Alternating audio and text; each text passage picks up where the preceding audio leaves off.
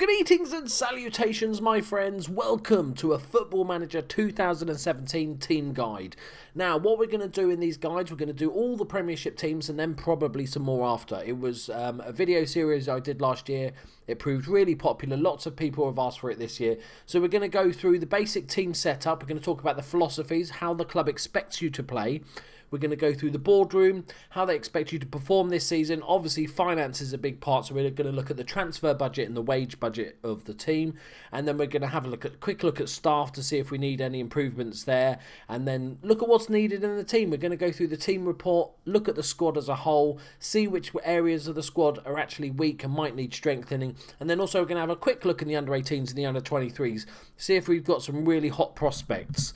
And just sort of go through a basic sort of how much fun will this save be. Some are more difficult than others. Some are going to be a bit more difficult challenge or a lot more fun to play. So, alphabetical order, no bias whatsoever. First team we're going to look at is Arsenal. So, philosophies. They expect us to play possession football and attacking football and develop players using the club's youth system. I think that's all fair enough for philosophies. That's the way they play now. You've got a very good youth system, so that shouldn't be too much of a problem.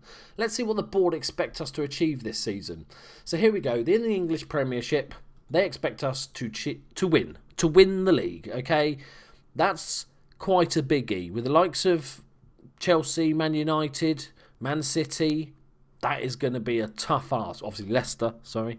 That's a big ask. Next, we've got the English FA Cup. They expect us to reach the final, okay? And they don't care about the League Cup. Champions League-wise, they expect us to reach the quarter-final, because that's what they kind of do every time, isn't it? So, not too bad, apart from the Premiership. Any team just to win the Premiership is going to be quite difficult. So let's see if we can do that when looking at the finances. Are they going to give us the money? £39.4 million. Very, very nice. And we get 90% of the transfer revenue. We've also got £600,000 a week in wages left over. So really nice. And we've also got a £300 million balance. So on the finances front, we're golden. So let's have a look at the staff quickly. Not going to go into too much detail, just see what we need, what we're bad in. So fitness coach is the obvious one. We've got plenty of gaps. We can hire another 6 staff there. Not a problem at all. Decent scouting system. We're full on scouts, and it's not the best in the league, so maybe we could get rid of a couple. But other than that, maybe a physio or 2 as well. Maybe a sports scientist, the new role. Go for it. I'm not sure how much difference they make, but okay, let's go for it. So next up, we're going to look at the squad. I think first off, we'll look at the under-18s, see if we've got any hot prospects. So our best prospect here is probably somebody along the likes of Jordi Osea Tutu. It's a good name. It's not great, is it? I think we'll just skim over that. We've got a lot better in the under-23s, which I'll show you now. So here's our under-23s, and there's one person in particular that stands out way above the rest, and that is Rhys Nelson. Now, if you follow my Liverpool series, if you don't, why aren't you? You should go and watch it. I picked this player up for £1.8 million compensation. At 16 years old, he is already a rotational option in my Premiership team, and he scored, I think, 7 goals in all competitions in about 11 appearances. He is ridiculous. Make sure you get him on a pre-contract straight away. As you can see, for a 16-year-old, this guy is absolutely beastly. Then the next one we've got is Jeff René Adelaide. You have to do it with an accent. He's French. I'm hoping you guessed that by then. He can play on both sides. Very good player. Decent potential. Needs to get some game time, so maybe a loan move early on. And Callum Chambers, Jack Wilshere obviously is on loan at Bournemouth at the moment. And a few other good players. I would probably get rid of some of the deadwood. It's a little bit too large, this squad. Next up, we're going to look at the main squad. We're going to go through each position just quickly, talk about the strengths and weaknesses, and move on from there, and then talk about what we might actually need. At the end, we maybe look at a basic tactic setup. So, let's go into the team report, see what they say. So, the squad has a number of That's a long list. You can look for that for yourself. Pause it if you want to look at that list. I'm not going to read it. My dog is dreaming and making funny noises in the background, people. So in goal, we have David Ospina and Peter Cech. Absolutely solid. David Ospina's a decent backup. He's only 27. Peter Cech's got a couple of more decent years. Very, very solid goalkeeper. You don't need to worry about it. If anything, maybe you might want to get a youngster in as your backup that could become world class to eventually take over from Peter Cech. But yeah, it's fine. Next up, We've got the right-back position. We're quite strong in this position. We've got Machal Debuchy, who's just a solid all-rounder. We've got Bellerin, who is just pace, pace, pace, pace. All about that pace, right? Acceleration 20, pace 20. He's going to run all day. His technicals need a little bit of work, but he's very, very good. Only 4-star. I'm surprised at that. I think he's likely better than that. I still think he's very, very good. And then we've got Carl Jenkinson. Obviously, he was on loan at West Ham last year, for the last couple of years, in fact. Was a solid backup option. Again, decent amount of pace. He's okay. If you need another English option, I would sell one of these. Probably Debuchy. I would probably sell Debuchy. He's 30 years old now. He's not going to improve. Next up, we've got the centre-backs. So, Laurent Koscielny, probably the best centre-back in the club. Amazing mentals. Just an all-round, absolutely sensational player. He's going to be a main man. 30 years old now, so you need to think long-term. Then we've got Per Mertesacker. Again, pretty much as good as Koscielny, but only 10 pace, acceleration 8, agility 4. That's his only problem. He's not the paciest. Playing like a offside trap might struggle with. He's also out for 6 months, so that's nice. Paoleta's out for a few months, and he's a very decent backup. I don't think he's not world class. He's worth a decent amount, so you might want to cash in, but still a very good backup centre back. I think he could easily be a third choice. But next up, we've got Mustafi, who's the new signing. How much do we pay for him? £35 million, and another solid centre-back option. He's just a good all-rounder. There's no real weaknesses, no outstanding ability, but just very, very good. And only 24, so he's going to improve. So centre-back option, just golden. And then you've got the young option, Rob Holding, who played a few games last year. Just a decent backup, I'd maybe loan him out. He's not going to get enough game time this season, so I'd maybe loan him out this season. The scouts don't really rate him long term, but he'll do as an option. And then we go on to left backs. Now, this is where I think can be improved big time. We'll go through at the end of the areas of improvement. We've got Nacho Monreal, who's a very solid left back, 30 years old now, and Kieran Gibbs is his backup. Probably not quite good enough for the clubs. 26 years old. He's not going to improve much. He's a decent backup option, but not really first choice. Then we go on to central midfielders. We've got El Nene, 23 years old, valued at £21 million. Really, really solid central midfield playmaker option. But he's pretty well rounded because his tackling's 15, marking's 13. You could play him as a ball-winning midfielder quite happily. He can basically play anywhere in that central midfield and defensive midfield. So very, very versatile player. He can play in any role. Then you've got the cock blocker himself, Francis Coquelin, who's another very good player, but he's also just a defensive midfielder. He is a ball-winning midfielder all day long. I would probably more likely play him as a defensive midfielder, as a ball-winning midfielder. But just superb defensive player. Just not as much going forward. Now, next up, we've got Granit Xhaka. He does love a sending off. According to this, he's not that aggressive and he doesn't dive into tackles or anything. So he might be right in the game. 23 years old, brand new signing for Arsenal. Again, another playmaker, but pretty versatile. Not quite as good defensively, but better going forward. Really good passing. Technique is good. Teamwork and vision, composure, all very nice stats. Very, very good player and only 23 years old. Then we've got in our centralish midfield is Aaron Ramsey, the Welsh wonder. Click on him. I've clicked on him. Right, there we go. 25 years old.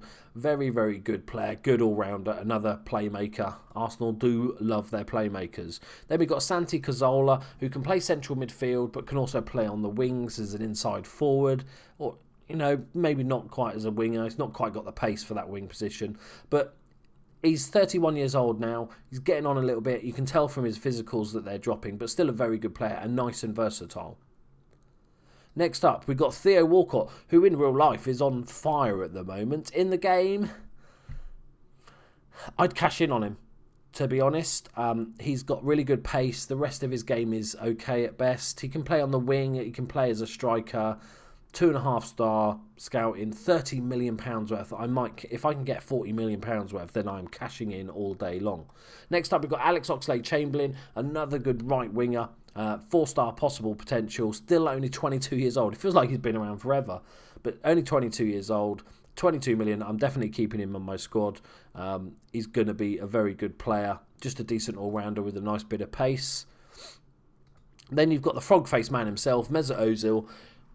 What do you say about him? He best plays behind the striker. You can play him out on the wings. His crossing is brilliant as well. Not the paciest, but everything else is amazing. He's the best player at the club. Don't sell him ever. Don't sell him ever. Next up, we've got Lucas, not the one at Liverpool. Is the 27-year-old Spanish winger, bought for £17 million. And he's all right, isn't he? You can't sell him straight away, otherwise I would. I don't think his value is going to stick at 30 million. He's a decent player, decent squad rotation player, pretty versatile, but he's not going to set the world alight.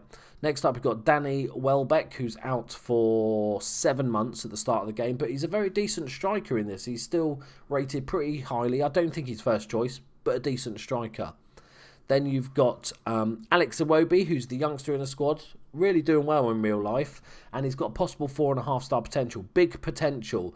Now, this guy plays anywhere behind the striker, can even play in midfield and a bit of striker as well. He's actually not a bad striker. Needs lots of improvement. He's not going to get in the squad straight away, but I try and give him some cup games, or alternatively loan him out for a season, making sure he's getting first team football, and he could become a superb player. Next up, we've got the other superstar in the squad. I'm still bitter because Liverpool should have bought him, but it's Alexis Sanchez. Plays best as an inside forward on the left-hand side, right foot, cut inside, scores goals for fun, really good physicals, mental's amazing, technicals are good. What is there to say about this guy? 27-year-old coming into his peak. Then we've got the man, the myth, the legend, I was going to say, but that's just a lie. Giroud. He's best as a target man, which on the outside doesn't really suit how Arsenal play. Great heading, jumping reach is great, finishing is great. It was kind of like Benteke at Liverpool. I just don't see the way he fits, unless you want to play that sort of style. But for me, I would sell him. I think he's decent. He's 29 years old. You're never going to get more value than if you do sell him now. His value is just going to drop quite quickly. So, there we go, guys. Let's talk about how we'd strengthen this team. First off, left back for me. Left back is the obvious sticking out choice. I'd probably sell one of these and the other one can become backup and bring somebody in like Gaya, like Rodriguez, like Hector. One of those three would just put into this team perfectly. Really, really good. You've got the money to spend. Go out there and spend it. The next one for me is Mr. Giroud's replacement. We've got Sanchez, who we know in real life is now playing up front, and he is a very good striker. You could do that if you wanted to, but I like that inside forward position, so I might play him there, and I'd get a world-class striker. I'm talking a Griezmann or something like that. There's a bit of money to be made here. If we got a 10 million for a left back, we sold Giroud for 20. I'm selling Walcott for maybe 30. You've got money to spend and go big on a striker, a left back and a striker, and you'll be golden. Talking tactics, I'm not going to go sort of big on this because it will take me forever to sort of work out a decent tactic for all. I think having an attacking midfielder, or I won't talk about roles so much, just as positions, okay? So having an attacking midfielder there, Ozil on there, you've got Sanchez on the left here, you've got the likes of Hujuma Flip, what's his face? I'm thinking Alex Oxlade-Chamberlain. On that right-hand side, Santi Cazorla can fill in there. You've got central midfield. Something along those lines I think would be good. And I'd use what Arsenal are good at in real life. I'd play attacking or at least control. You're expected to win matches. Shorter passing, quick movement, no hoofball. Maybe play it out of defence just to keep hold of that ball. And just do what Arsenal do in real life. And I think you'll be superb. Striker and a left-back. I think you've got a chance. All right, last point we wanted to talk about was how much fun are these going to be? Well, it's always fun managing some of these players, like the likes of Sanchez and Meza Zil will be just great fun to manage and find in their best positions. The trouble with this save is that they expect you to win the league. I think maybe you would probably keep your job if you got like top 4 but also did well in Champions League or maybe won the FA Cup. But realistically, in the next couple of seasons, you've got to come very close to winning the league and then win it in your second season to keep your job. So it's a big ask, but you've got the money, you've got players you can sell, and I think it will be quite challenging. There you go, guys. Let me know what you think of Arsenal in the comments below. I want you guys to get involved, so I want you to say where you think Arsenal should strengthen, what players could be bought in. I want you to get involved in the comments with each other, talking about what players could be, what striker would you go for? That's a really interesting one. Who's overrated, who's underrated, all that sort of good stuff. Please do leave in the comments. If you enjoyed the video, hit the like button and subscribe if you're new to the place, and I'll see you in the next one. Thank you very much for joining me, guys. Bye-bye.